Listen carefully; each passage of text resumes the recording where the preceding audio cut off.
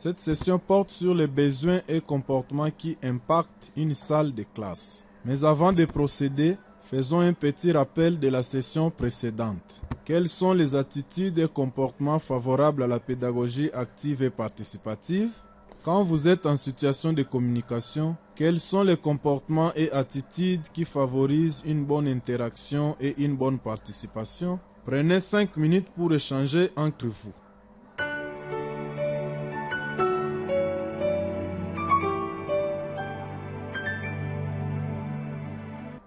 Bienvenue au module 4, session 6, chapitre 2. J'espère que vous avez pensé à la tolérance, la coopération, la créativité, le respect mutuel et l'écoute. Avant d'aborder notre nouvelle session, nous allons faire un partage sur ce que vous avez tenté dans vos classes depuis la session précédente. Comment avez-vous organisé l'environnement de votre classe? Quelle attitude ou comportement voulez-vous changer pour vous-même et pour vos apprenants? Prenez 10 minutes pour échanger avec un collègue.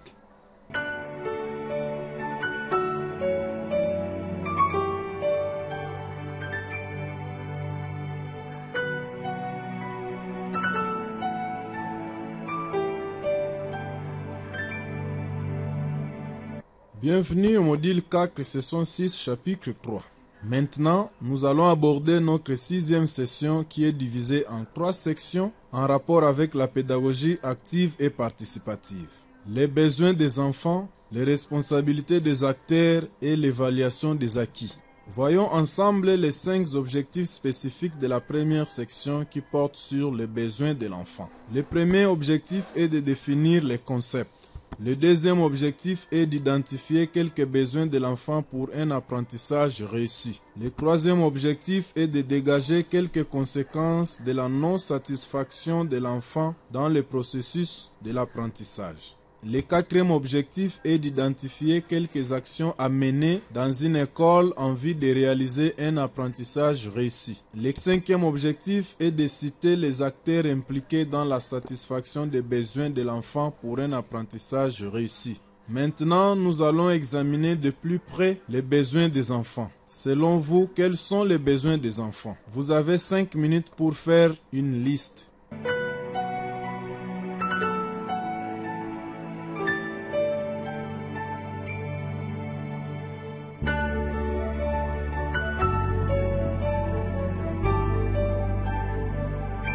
Bienvenue au module 4, session 6, chapitre 3. Commençons par définir les concepts. Qu'est-ce qu'un besoin? Un besoin, c'est une exigence née de la nature, comme manger ou boire, ou née de la vie sociale, comme l'affection, la justice. Quand on ressent un besoin, on ressent une nécessité. Il ne faut pas confondre besoin avec désir. Quand on est privé d'un besoin, on est freiné ou arrêté dans notre croissance, qu'elle soit physique, intellectuelle, émotionnelle ou autre.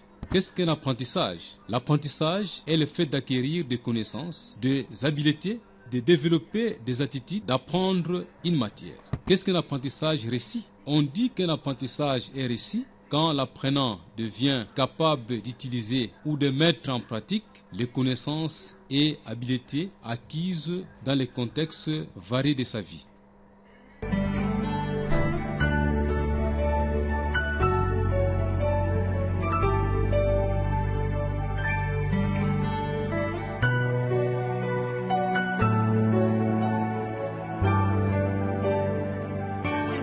Bienvenue au module 4, session 6, chapitre 5.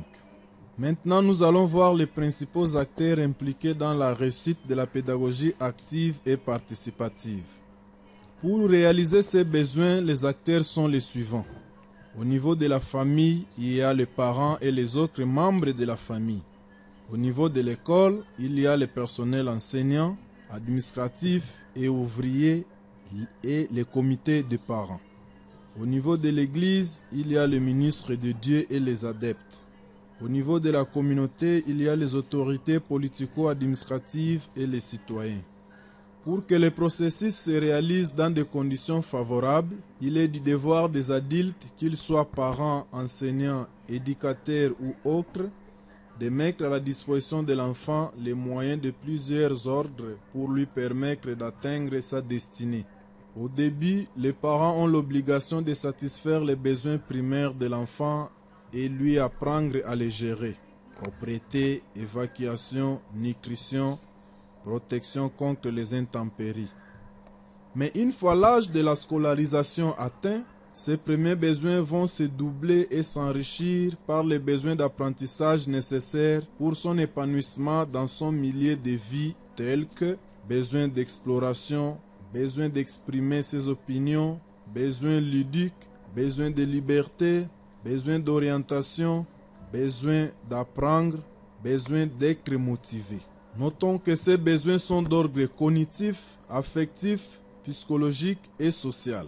Ainsi, l'enseignant est appelé à réaliser certaines actions nécessaires, susceptibles de satisfaire ses besoins de l'enfant dans sa classe lors du processus enseignement-apprentissage, notamment utiliser les méthodes et techniques actives et participatives, appliquer la pédagogie inclusive, tenir compte du rythme de travail de chaque élève, tenir compte de sa nature, tenir compte de son état physique, tenir compte de sa situation sociale, mettre l'élève devant des situations concrètes grâce à l'utilisation d'un matériel didactique approprié à l'âge des apprenants et adapté aux thèmes développés.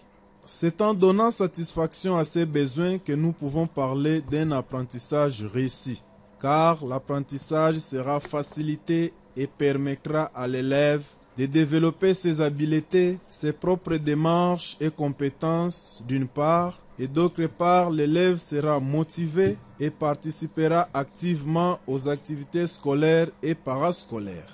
Dans les activités que nous venons de terminer, nous avons appris que parmi les besoins essentiels de l'enfant pour un apprentissage réussi, nous avons des besoins physiques, physiologiques, psychologiques, spirituels, sociaux et moraux. La non-satisfaction de ces derniers entraîne des conséquences néfastes telles que le faible rendement scolaire, l'inattention de la part de l'élève, la démotivation, le redoublement des classes avec comme corollaire la non-participation aux activités scolaires ou parascolaires, l'abandon scolaire. Dans l'activité qui suit, nous aborderons la responsabilité des acteurs impliqués dans la réussite de la pédagogie active et participative.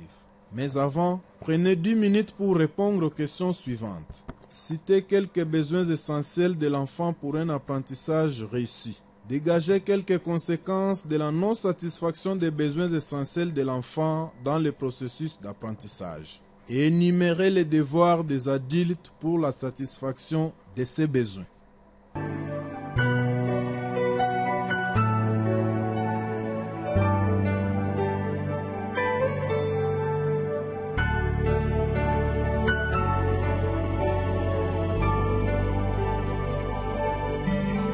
Bienvenue au module 4, session 6, chapitre 6. Passons maintenant à la deuxième section de cette session. Les responsabilités des acteurs impliqués dans la réussite de la pédagogie active et participative. Cette section a 3 objectifs. Objectif 1. Énumérer les différents acteurs impliqués dans la réussite de la pédagogie active et participative. Le deuxième objectif est de déterminer les responsabilités de chaque acteur impliqué dans la réussite de la pédagogie active et participative.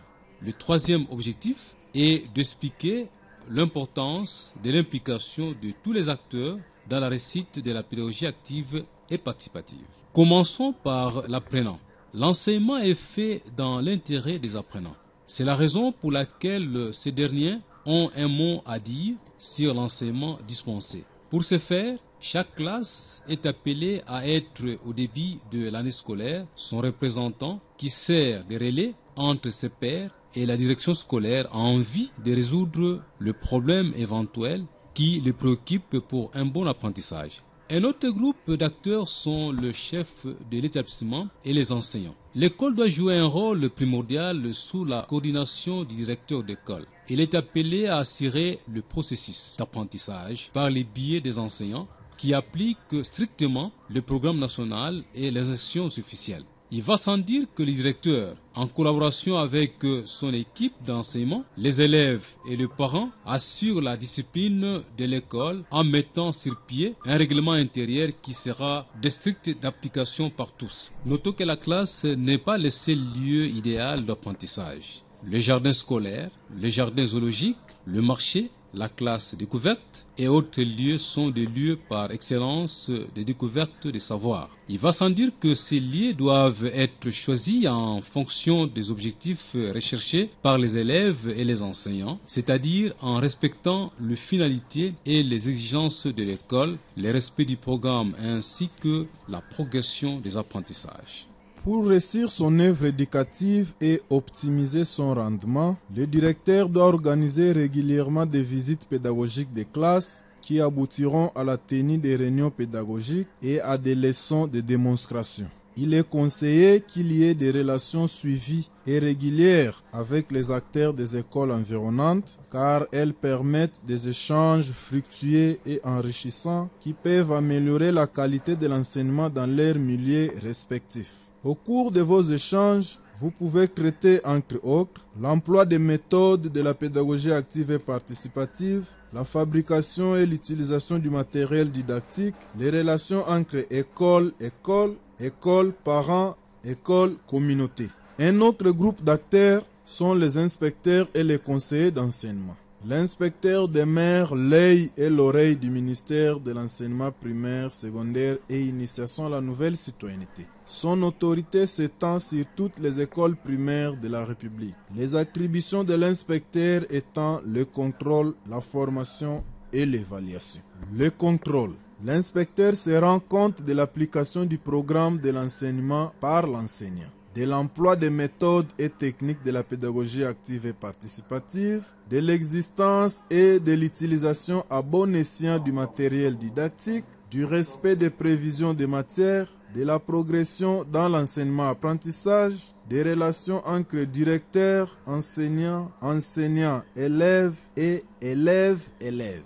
À cette occasion, il décèle toute insuffisance en matière d'enseignement pour procéder à des remédiations par la suite. La formation, après avoir constaté des lacunes dans le chef de l'enseignant et du chef d'établissement, suivant la demande de l'école ou à son initiative personnelle, l'inspecteur aide l'enseignant en mettant à sa disposition des outils ou des modules de formation répondant à ses besoins. Dans le cas d'une école, il met en disposition des modules de formation pour le chef de l'établissement et l'équipe des enseignants. Éventuellement, il organise une action de formation en vue de pallier aux insuffisances constatées lors de son inspection. L'évaluation. À travers ces visites d'inspection, l'inspecteur évalue à la fois l'enseignant, les enseignements, les méthodes et techniques utilisées, ainsi que les performances réalisées par les apprenants et donne ses rétroactions de manière constructive. Un autre groupe d'acteurs sont les autorités du ministère de l'enseignement primaire, secondaire et initiation à la nouvelle citoyenneté. Il convient de souligner que les autorités du ministère autres que celles de l'inspection agissent par le biais de services centraux et provinciaux. En effet, la direction des programmes scolaires et matériel didactique, aussi nommée diplomate, s'occupe essentiellement de l'élaboration des curricula, des manuels scolaires et guides pédagogiques, de la fabrication du matériel didactique, des méthodes d'enseignement et leur expérimentation. Souvent, les écoles font face à des problèmes d'interprétation, d'exploitation des curricula, d'autres manuels scolaires ou documents pédagogiques. Dans de tels cas, les chefs d'établissement devraient contacter la direction des programmes scolaires et didactiques. Il y a aussi les services provinciaux, en l'occurrence la direction provinciale de l'enseignement primaire, secondaire, initiation à la nouvelle citoyenneté, ou la sous-division provinciale, dénommée sous-proved, où les coordinations provinciales des écoles conventionnelles et les sous-coordinations et leurs services respectifs sont chargés, en ce qui les concerne, de veiller à l'utilisation sans faille du programme national par les écoles ainsi qu'à l'application stricte des instructions émanant des autorités hiérarchiques pour le bon fonctionnement des services et pour l'amélioration de la qualité de l'enseignement. À la fin de chaque année, les autorités évaluent les élèves finalistes du primaire par les tests nationaux de fin d'études primaires. T'en as fait penser. Enfin, il y a les parents. Chaque école doit avoir en son sein un comité de parents qui constitue un organe régulateur entre école et parents. Bien que très souvent, les réunions des comités de parents se limitent à traiter des problèmes financiers et matériels, notamment les paiements des frais scolaires, la motivation des enseignants, les interventions ponctuelles. En principe, des réunions de parents devraient aussi traiter des situations pédagogiques et autres aspects concernant leurs enfants. La discipline, la ponctualité, la maladie éventuelle de l'enfant, la régularité de l'élève. Il est à noter que les parents sont les premiers responsables de l'éducation de leurs enfants. Un autre acteur est la communauté. En ville, dans les quartiers, au village, les adultes, les parents, les responsables, les autorités sont appelés à aider les élèves et les enseignants pour qu'ils réussissent à vivre ou à réaliser leurs découvertes ou leurs projets. Voyons maintenant quelle est l'importance de l'implication de tous ces acteurs dans la réussite de la pédagogie active et participative.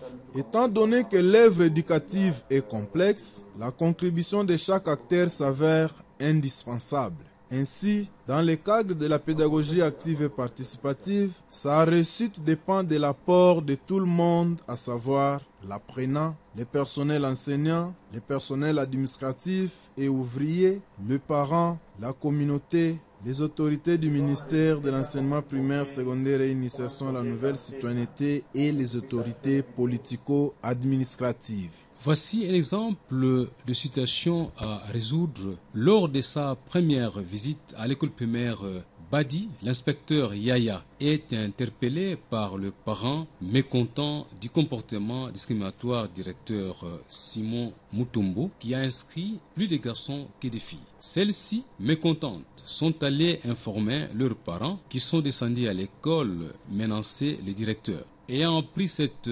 mesure discriminatoire, l'inspecteur Yaya est descendu à l'école pour ramener la paix. Comment appréciez-vous le comportement du directeur Mutombo, de l'inspecteur Yaya, des parents, des élèves? Qu'auriez-vous pu faire si vous étiez à la place du directeur Mutombo, de l'inspecteur Yaya, des parents, des élèves? Prenez 10 minutes pour échanger avec vos collègues.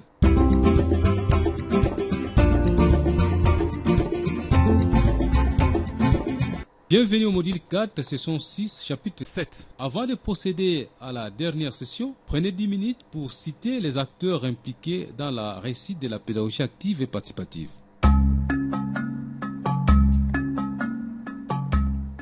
Expliquez l'importance de l'implication de chaque acteur à la réussite de la pédagogie active et participative.